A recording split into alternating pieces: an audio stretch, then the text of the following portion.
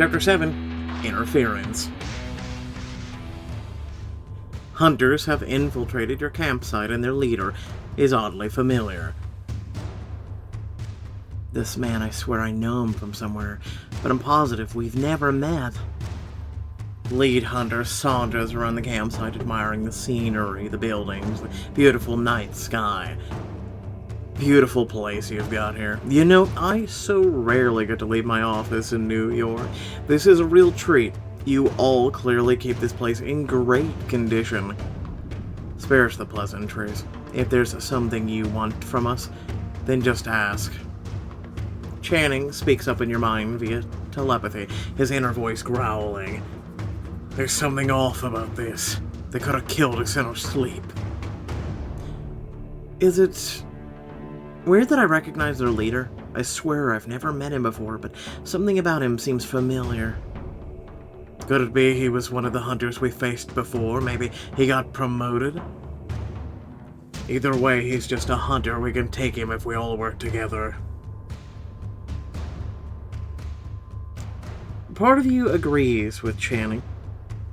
But you want to rip these guys limb from limb before they can get you. But hold off a second. More than likely they set a trap. Channing growls audibly, but nods, staying by your side, even as his golden eyes narrow in agitation. I'm being rude. Apologies. I barged into your cozy camp and haven't even introduced myself. My subordinates call me Mr. Barnes. You may call me Lucas. Barnes. A cold feeling of dread sinks over you when you remember exactly who that name belonged to. A student transfer, huh? Nice to meet you. Name's Marcus. Marcus Barnes. I've been at Woolsey a while, so feel free to reach out if you need anything. Uh-oh. Marcus did mention he came from a family of hunters. Is this man his older brother? As if he's reading your mind, Lucas's gaze turns towards you and he offers an eerie, charming smile. Nice to finally meet you, Tal. Marcus told me so much about you. I can see why my little brother was taken by you. You really are a beauty. Channing snarls at that and you throw an arm over his chest to stop him from lunging. Pretend to be polite. Thank you for the compliment. Now, if you don't mind, I believe our head alpha asked you why you're here. The other wolves look stunned by your cool, calm response. Lucas gets a delighted glint in his eye. Straight to business, I like that in a woman, even if that woman is a wolf. You exhale in relief when Lucas turns from you. Channing grabs your hand, squeezing it. Lucas stands near the fire. Hunters. Begin the search. Trash this place if you have to. You all stand helplessly as Lucas's hunters begin to ransack your camp. Woods splintered, car windows are smashed. You all shout in protest, but they raise their crossbows. Before you know it, the camp is in ruins, and all you can do is stand and watch it happen. One of the hunters stalks out of Lupe and Calla's cabin, twirling something around his finger. The boss checking out. These mutts get up to some raunchy stuff together. Leather handcuffs. You bristle as the other hunters laugh and glance to Cal and Lupe to find them huddled together, looking angry. It's none of your damn business what we do in our spare time. Leave it, Lupe. These beasts are trying to humiliate us. Who are you calling a beast, you little wolf? To your mounting shock, Lucas crosses the campsite and coldly backhands his own hunter. You're being uncouth and immature. Stop making me look bad. Give the ladies their belongings back. How? The hunter tosses the handcuffs at Lupe's feet, and she snatches them up, looking stunned. Nice slap, Lucas. So what? You're Mr. Nice Hunter? Is it supposed to impress us that you think we deserve the bare minimum respect as human beings? I couldn't care less about impressing you. I simply believe there are codes of conduct in any organization. I intend to make sure my hunters follow them to the letter. Is that a problem? No, it's not a problem. But what's a problem is you're trashing our camp without explanation. What is it you came here for? What do you want? You've fired those crossbows 12 times already. And if I'd done that, then none of you would have told us where you're hiding the Moonstone Idol. A hush falls over the crowd. Lucas scans all of your faces with almost bored coldness. What? You think an idol, or an item that prevents us from poisoning werewolves hasn't come to our attention? We know damn well that thing since it was made. We don't believe you deserve an unfair advantage. Lucas loads and aims his own crossbow directly for Opal's heart. So hand it over. I'm asking nicely this time, but things will get messy fast if you don't comply. Don't give it to them, Gale. Please. Don't say that, honey. I'd hand it over in a heartbeat if I had it, but I don't. I do. Channing reaches under the back of his shirt where he's stashed the idol. He holds it up for Lucas to see. If I give this to you, you'll leave. You want her, Opal, or anyone else? You have my word. Hopefully I've made it clear that I take etiquette and agreements seriously. Channing, think this through. Obviously, I don't want anyone to die, but that idol is irreplaceable. We need it. While some of your fellow werewolves nod in agreement, many of them look scandalized, including Channing. I'm not risking Opal's life over a piece of rock. We'll find another way to protect ourselves. Tears roll down Opal's cheeks, but Gale exhales a shaky sigh of relief, giving Channing a grateful look. You hold your breath as Channing crosses to where Lucas is standing and places the idol in his outstretched hand. Instantly, the idol stops glowing, settles in Lucas's palm, a useless hunk of stone. He smiles. Pleasure doing business with you. We'll take our leave now, as promised. A hollow feeling settles in your chest as Lucas and his hunters turn the stalk back into the woods, crossbows still aimed. I'm sorry, but this is still bullshit. To your absolute shock, Ryan lunges at Lucas before he can retreat, swiping for the idol. Haven't you bastards taken enough from us already? Give that back! You shout when Lucas delivers a hard blow to the side of Ryan's head, then kicks him in the stomach. Stay down like a good puppy and don't interfere again. You all stand in silence, save for Ryan's coughing and wheezing, till the hunters are gone and you're all alone again.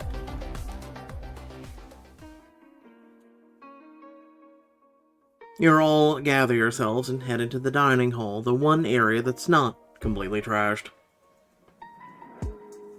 You immediately storm over to Ryan's side, wincing when you see how bruised he is. He's stabbing blood from his mouth. That son of a did a number on you, huh? He was unsettlingly strong. I don't like it. Trust me, no one likes that less than I do. I can't believe one hunter messed me up so bad. You grunt in acknowledgement, and then immediately turn up your alpha powers to heal Ryan's wounds. Thanks, Tal. I'm ready. I'm really sorry for worrying you. I'm not worried. I'm pissed at you. What the hell were you thinking, go after the guy? You could have been shot. I know, Tal. I wasn't thinking straight. I should have gone after him. Damn right you shouldn't have. You put everyone at risk, not just yourself. Yeah, you're right. I did. I just really didn't want them to take that idol. Channing clears his throat as he approaches, and Ryan's gaze darkens before he looks away. Channing grunts. Go on, say it. You think I'm a coward for handing the idol over? No, damn it. I don't think you're a coward. You made the right call, but you don't like it. No, I don't. But it doesn't matter if I like it or not. It was good for the pack, and I should be thanking you, not sulking like some brat. To your surprise, Channing puts a solid hand on Ryan's shoulder and offers a grim but respecting nod. For what it's worth, you did what I wanted to. You were stupid to do it, but it took guts. You catch Channing's eye and speak to him telepathically. Channing, thank you. But why are you being nice? I'm capable of being nice every now and then. I just don't get it. I thought you hated Ryan. It's not a matter of liking him or not. I was frustrated that he didn't seem active as an alpha. He may have been dumb, reckless, but he said something tonight. He acted. There's a layer of self-deprecation in there that you want to pick at, but Gale draws your attention before you can. Obviously, I owe you all an apology. The traps we set around camp, the wards, they were all for nothing. Whichever hunter injured Opal on the night of the solstice moon must have found some way to get around them. Unsettled murmurs rise in the crowd, and you feel a shiver ripple up your spine. There's nothing we can do about that now, except reset the traps. Hope they aren't breached again. But the idol's gone. What do we do without its protection? We could be poisoned again. We could. We have to be vigilant, and we absolutely have to stick together, no matter what. You all nod, but the evening's events have left you drained. You just want to curl up and sleep. Go, get some rest. We'll regroup in the morning. Figure out what to do about all this mess. You return to your cabin with Channing, silently clean up everything the hunters threw into disarray. Anything missing on your end? All my stuff seems to be in order. Nothing missing, but our dignity. I can't believe we got ganged up on in our own camp. I feel so helpless. I know, I do too, but it wasn't our fault. We couldn't have predicted things would happen like this. You change, curl up on the bed with Channing, staring at the ceiling, your limbs comfortably tangled. You did the right thing, handing the idol over. I know I didn't support you initially, but I wasn't thinking about the big picture. You were scared. You didn't want to give up our last shred of protection against the hunters. You sigh and press a kiss to his shoulder. As the two of you settle down in the bed, you shut your eyes.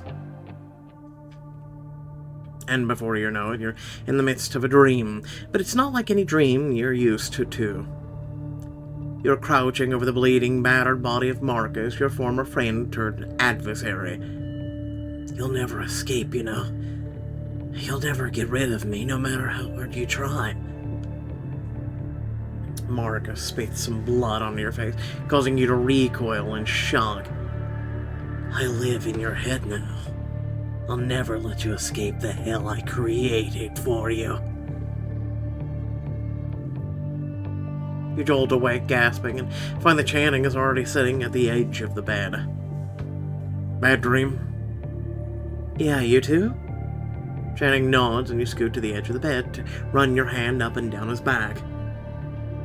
I preferred having dreams about you. The kind where I start out in some clearing in the forest, end up on my back in the grass. I know exactly what you mean, and I won't lie, I'm pretty partial to those dreams myself. Channing leans in, his teeth grazing your ear, making you shiver. Though nothing beats having you with me in real life. You turn to press a warm kiss to his jaw, enjoying how he growls contentedly. You hand rubs his thigh. Kinda miss when things weren't complicated for the 3 seconds before between Marcus and now. I miss it too, but we'll get there again. We'll just have to hang tight and deal with what comes our way. In the meantime, we always have certain ways of unwinding, taking our mind off stuff. He kisses your neck, murmuring against your skin. A nice, hot shower should get us relaxed, make us forget about the hunters and everything else. You shiver at the prospect of being naked and wet with Channing, feeling his hands on you. Yeah, no, regular shower will do, because we know where it's going to end up. Somehow I don't think riling each other up more is the way to go. Fine. I guess seeing you naked and wet is still a good consolation prize. That's my man, always looking on the bright side of things. You and Channing head to the shower together and spend a relaxing few minutes bathing together. The next day, you're all reminded of the hunter's actions from the night before when you find your camp in ruins. You and the other alpha towels clean in silence. Asher settles up next to you, sighing heavily. This sucks so hard. Are we ever going to catch a break from the hunters? You'd think that what went down with Marcus earlier this year would be enough bad luck for one frat. You hesitate. You haven't really talked to Asher or Lupe since they said they wanted to steer clear of you. It does seem like a lot of bad luck, doesn't it? Asher seems to pick up on your careful tone because his shoulders droop. He looks at the ground. Hey, about me and Lupe, what we said. I know it'd be easier on our instincts if we didn't hang around you, but I miss you, and I don't like not being your friend and stuff, and even if you're an alpha now? Asher, I miss you too. I understand why you and Lupe want a distance, but I'm not gonna lie, it really hurts. It hurts me too, Tal. You're still my friend, no matter what's happening to you lately. The two of you almost bump into Lupe, who's holding a trash bag, looking awkward. Asher, I thought we agreed to stay away from Tal and Channing. I know we did, but that's dumb, and I don't want to do it anymore. Is that okay with you? Lupe doesn't hesitate. She drops her trash bag and throws up her hands in relief. Thank God, I honestly regretted making that call the second I did it. Uh-huh. Lupe claps a hand on your shoulder, and you breathe out a sigh of relief when she offers a tentative smile. We'll figure it out, okay? I don't want to shut you out because of something you can't control. Thank you, both of you. I seriously can't do this without your support. And I promise not to go alpha on you again. I swear, no more compulsion, no more throwing my weight around. Even if it happens on accident, it's not cool. I appreciate that, Tal, seriously, but from now on, we're gonna try and figure all this out as a pack, okay? No more splitting up. You smile gratefully at Lupe just as Channing and Calla come over looking downcast. Hey, the mood around here is rough, huh? No one's talking. Everyone is in a terrible mood. Understandable since everything, but it sucks. What can we do, though? We gotta clean up what those hunters did. That's not exactly a good time. Asher's right. It's not a good time, but that doesn't mean it couldn't be. I wonder if turning cleanup into a game would help get everyone in a better mindset. Really? Let's boost morale.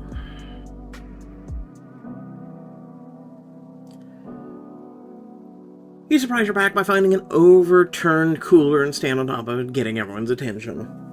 Okay, people, I have a proposal if any of you are interested in accepting. The hunters trashed our stuff, yeah, it sucks, but we can't let them ruin our time here, which is why I propose a friendly competition between us all.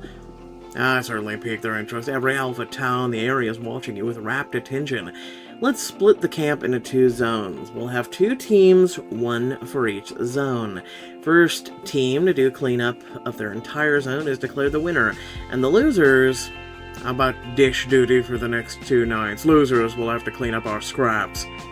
You sound pretty confident you're gonna win, Channing. Channing just grins, flashing those dangerous teeth. It lifts your spirits to see him bantering with Ryan. The other alpha towns seem interested in the idea, and before long, you're broken into teams. Your team is in charge of Zone 1, the area you're currently gathered in. Channing hands you all some long, pointy sticks. What's this for? To pick up garbage, obviously. You don't need to be getting your hands all gross. That's really sweet. And efficient. Be honest, you speed sharpened all these sticks to get us a leg up, didn't you? That was the only part of the reason. It was also something that I'm very, very thoughtful. Who cares about thoughtful? I'll take anything that'll help us win. With the help of the sticks Channing sharpened for you, your team starts to make great time in picking up the trash. Damn, we're trash cleaning machines. We nailed it at community service. Oh, I don't know if that's something you can nail, Ash, but I like your spirit. You're all laughing while you clean up until Nick good-naturedly heckles you from Zone 2. Still a lot of trash over there, Zone 1. We're gonna kick your ass at this raid. Heckle right back, be a good sport. Hey, as long as all the trash is picked up, I consider it a win. Oh, come on. If you're gonna just nice back to me, you'll make me, feel like a jackass. Less chatting, more cleaning, Nicholas. Nick huffs out a laugh and retreats to his zone. Meanwhile, you're more determined than ever to clean up quickly. You find a stack of old, soggy newspapers on the boundary between Zone 1 and 2. An idea occurs to you. I could either play fair and just throw the papers away, or I could sabotage Ryan's team by tossing the trash to Zone 2.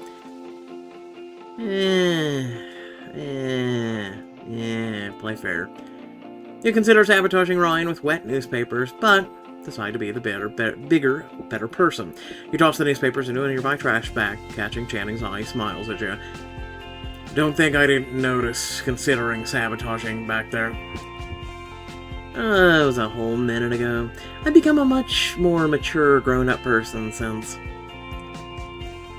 You quickly move to the other side of the campsite, where Asher is filling a bunch of balloons with a hose. Asher, what the hell are you doing? I'm obviously filling water balloons to chuck at the other team. The point was to clean up trash, not make more. Kala and Lupe come over then. Kala looks thoroughly rattled while Lupe's chuckling. Dude, we just found the creepiest doll in a big pile of trash. Thing's definitely haunted. Can we just throw it back away already? I don't want to look at the damn thing anymore. An idea occurs to you. For some potential good-natured sabotage, you could attack with water balloons. Or we could use the creepy-ass doll to scare someone on the other team. I'm gonna use the creepy haunted doll. Okay, everyone, huddle up. I have a plan. We don't get a choice. We get one of the two. You and your team sneak over to Zone 2 to execute your prank on Ryan's team. You and Lupe crouch in bushes and plant the creepy doll just ahead of you. Then Posey walks by whistling. Perfect. I've been hoping for a chance to knock her down a peg. You and me both. Let's scare the crap out of this smug little piece of work. You and Lupe use sticks to slowly push the doll into clearing. Posey freezes, staring. Oh my god, ghost doll! And runs off in the other direction, screaming. You and Lupe stifle your laughter with your hands. You really are an evil genius. Well, let's get the hell out of here before we're caught. A short while later. Yay, everything's back to how it used to be. You and your teams are surveying your spotless area. Everything is right where it's supposed to be again. Channing slings an arm around you, and you lean against him as you admire your handiwork. You really know how to rally a team, Alpha. I couldn't have done it without you, though, Alpha. Channing chuckles, leaning in to kiss you warmly on the cheek. You sigh, enjoying the warmth of the embrace. I'm really glad we can be mature about the Alpha stuff. I know it's really hard, but I'm really proud of us for handling it better than we could have. Me too. We've still got a lot to learn, but I still feel like you and I are solid despite everything. He runs a hand along your back, making you sigh contentedly, and then smirks at you. That doesn't mean I want you to stop keeping me on my toes, though. Trust me, I couldn't stop doing that if I tried. Ryan and his team come into Zone 1 after a few minutes later, and Ryan groans when he sees you all relaxing. Hang on, you guys just finished before us? Doesn't that mean that you're on dish duty for the next 2 days? I'm afraid so, Long Beach. Ryan groans good-naturedly, and you take more pleasure than you should at the sight of Posey's sulking. Oh, cheer up. And the important thing is we all got the trash cleaned up. Ryan rolls his eyes like he wants to argue with you, but smiles when he surveys the camp. You know what? You're right. We might have lost, but we had fun. And everything looks great now because of us. Suddenly, Gale and Opal come into the clearing, returning from a long walk they went on together. Hey, the place looks great. Sorry we weren't around to help. I was getting some stuff ready. We did well enough without you, but what's up? Are you planning another bonding thing? Not exactly. I actually need all the alphas to come with me up into the mountains. We have things to discuss. Everyone nods. You watch as Channing, Ryan, and Nick join Opal and Gale. Channing turns back. All the alphas include you now, Tal. Oh, right.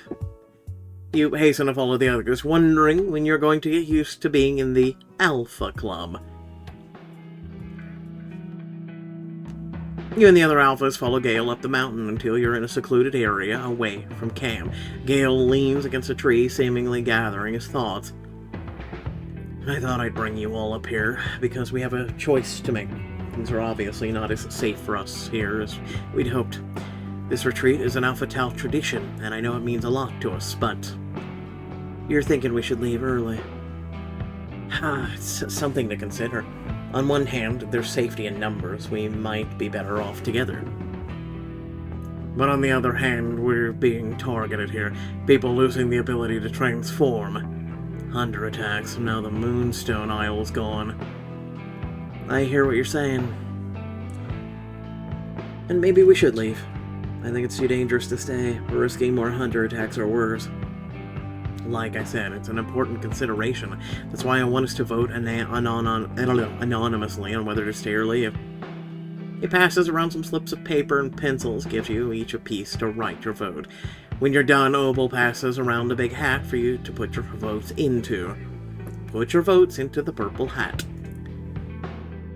You all hang out silently as Opal shakes the hat, shuffling your votes, then reads and tallies them silently.